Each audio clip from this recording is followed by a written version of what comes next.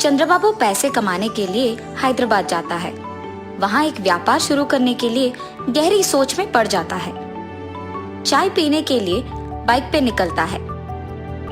Circle के पास traffic police कुछ लोगों को समझाते रहता है। उसी तरफ जाते हुए चंद्रबाबू को पुलिस पकड़ लेता है।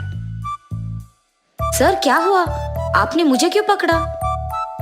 तुमने हेलमेट नहीं पहना और वो कानून के खिलाफ है, इसीलिए मैंने तुम्हें रोका है। गलती हो गया है सर, इस बार के लिए माफ कर दीजिए। ठीक है, फाइन भर के जाओ। फाइन कितना है सर? 500। उसके बाद चंद्रबाबू चाय पीने के लिए जाता है।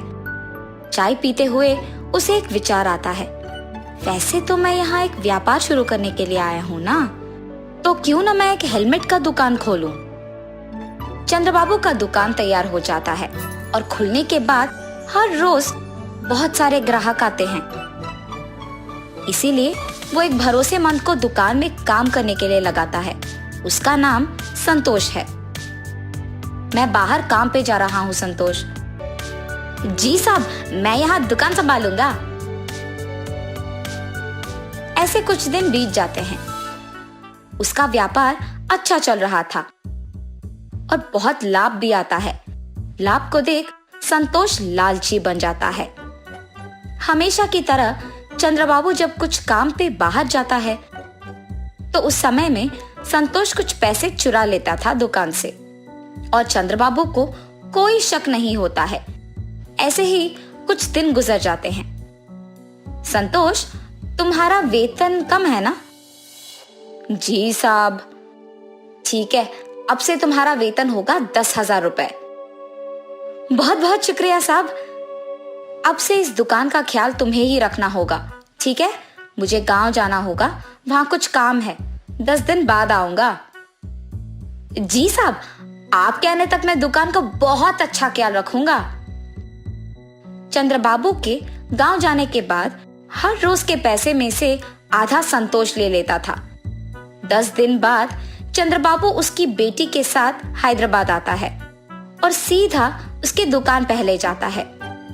इन 10 दिनों में कितने पैसे आए हैं संतोष? 50,000 साहब। अरे ऐसे कैसे? हर रोज का हमें 10,000 मिलता था ना, इतना कम कैसे हो गया? चंद्रबाबू को उस पे शक आता है, मगर वो कुछ कहे बिना वहां से चले जाता है।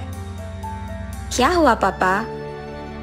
कुछ नहीं बेटी, मेरे गांव आने से पहले हमारा दुकान लाभ में चल रहा था, लेकिन इन 10 दिनों में बहुत कम हो गया है। लगता है कि हेलमेट ज्यादा नहीं बिक रहे। पापा, शायद संतोष कुछ पैसे ले रहा है। अरे नहीं नहीं, वो ऐसे नहीं करेगा, बहुत ईमानदार है वो।